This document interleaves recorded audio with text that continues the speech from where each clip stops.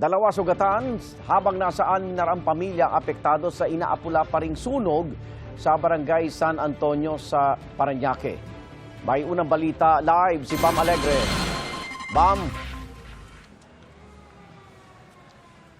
Igan, patuloy pa rin inaapula ng mga bumbero itong nangyaring sunog dito sa barangay San Antonio sa Parañaque na sa kasalukuyan ay nasa Task Force Alpha ang alarma. Nagsimula ang sunog bago mag-alas 10 kagabi at nagpatuloy ito hanggang sa ngayon dito sa Lower Barangay, Barangay San Antonio, Parañaque. Ayon sa initial assessment ng Bureau of Fire Protection, 500 hanggang 600 na mga pamilya ang apektado ng sunog. 1,800 na individual ito sa kanilang tansya.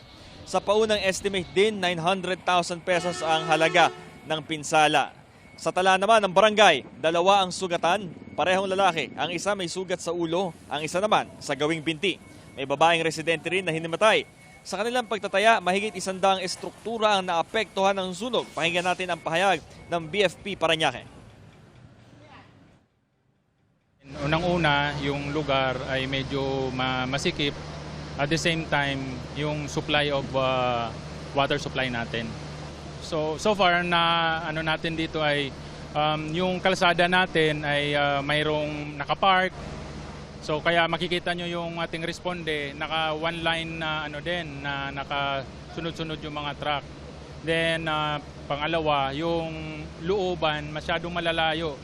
So umabot tayo sa 20 na putol ng fire hose para lang maabot yung ating mga mga nasusunog na mga kabahayan.